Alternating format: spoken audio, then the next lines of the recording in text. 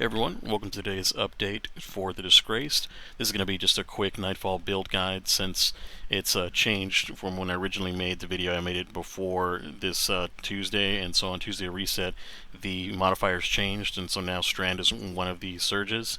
And so in this case, I'm running Strand Warlock with Perpetualis, Nezrek's Whisper. This is going to be Anti-Barrier, and this is going to be the Unstoppable.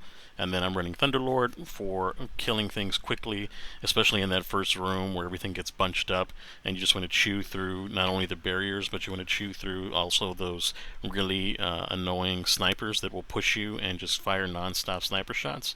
I would recommend, if you can fit in double arc reserves, to do so. I'm only running one because initially I ran GM, and I found that GM, it was the same percentage increase, 15%, as when you run a regular heroic Nightfall. So I was trying to get the the Brightfall done.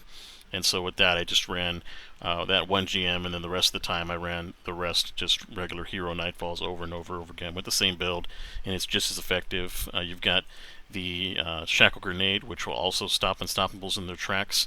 I was running the Wanderer, so I would throw tangles at champions and things of that kind of like the higher life targets, so like knights and things like that, to kind of tie them up. Wizards.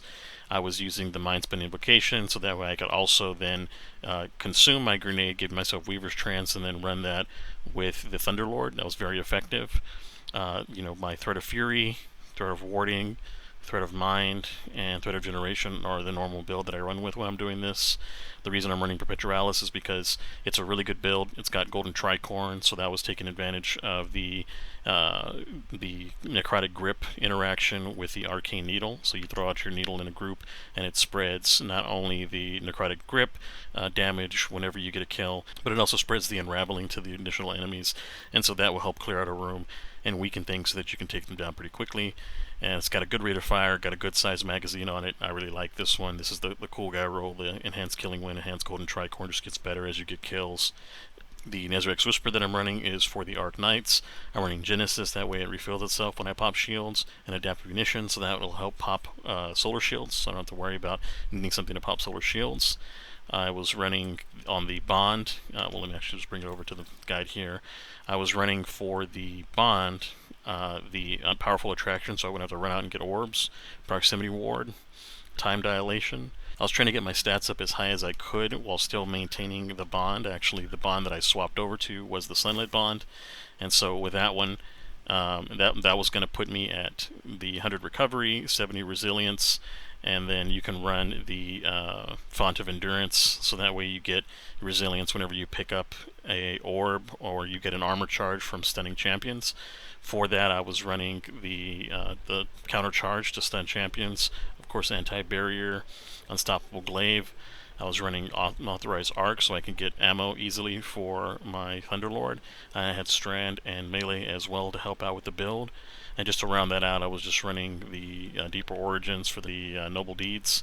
And I was running Improved Unraveling, Strand Soldier, and Conductive Cosmic Needle, so that way if anybody that was running Arc with me, they could double up on that and get additional damage. And then I was spreading out Woven Mail when I was getting finishers while I had Woven Mail, so just kind of trying to help the team stay alive.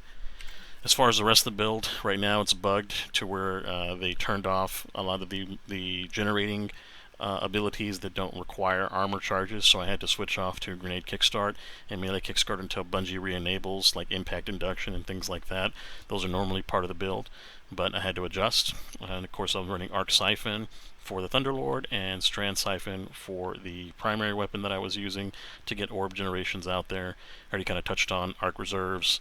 I was running Invigoration and Innervation as well as Stacks on Stacks, and that was kind of keeping me going, keeping my build going. I pretty much always had my grenade back and everything just because of the orb generation and things of that nature, the way the build works. As long as you're constantly getting tangles out there, and then you're throwing your tangle out there, you're getting your suspends, you're dropping your rift in order to trigger the, I think that's what I was running Bomber on my Sunlit Bond to help get that additional last little push.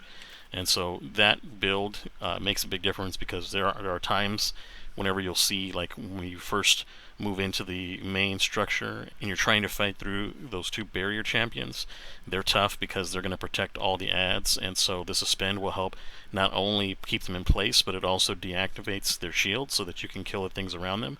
So trying to get a shotgun grenade out there is big, or trying to get an early kill if you consume it, trying to get an early kill on any of the smaller adds that are around the barriers to get everything around it in that burst suspended so that you can push in. In that third wave, whenever they're coming down the stairs, you can basically just stun lock everything on the stairs and just push through that, so that's a nice little section. Same thing whenever you're first running into Navota and you go underneath the outside area and you're trying to get through that gate and you turn to the left and Navota's there and a bunch of ads spawn. You can really tie up a lot of things there. You can tie up the unstopped champion that's coming down that hill. In the middle areas, when you're dealing with the two barriers that are in the kind of the back of the area and you're trying to fight outside and they're just pelting you with boomers, you can easily tie them up too. Same thing with the shriekers. So the Strand build, as long as you use the kit appropriately, is really strong, and I would recommend it. Also, don't forget on your ghost, if you're trying to get additional rewards, you can run Prosperity Vanguard. That way you can try to get your additional rewards. But pretty much that's the build. It's going to be the exact same setup, and I play the exact same way in the final boss area. I kind of move to the right side, and I will stand there and kill as much as I can. Try to spawn trap everything that comes out of the doors behind me and to the right. From there, once Navota's up, I try to get onto the left side of her or in front of her. And if I'm doing the regular hero difficulty, I just get right up in here with my glaive and I'm just glaving Navota no problem. So it's a really cool build. It's really good. It's going to help you burn through these. On Grandmaster, I think it was maybe like a 20-minute run, and on Hero, you're hitting under 10 minutes each run. So it really does help kind of get that Brightfall grind done and help you get done with the Solstice and get the Flamekeeper guild, for the second year. I don't know if they're going to have a Reveler guild. That would be kind of cool if they did have a Reveler guild, because that's one of those things where it's like you have to be there and you have to catch it every single time all the way around.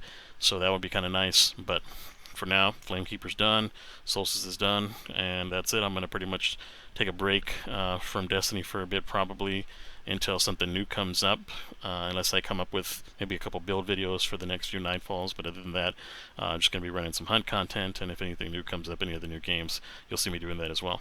Thanks for watching the video. You guys take it easy.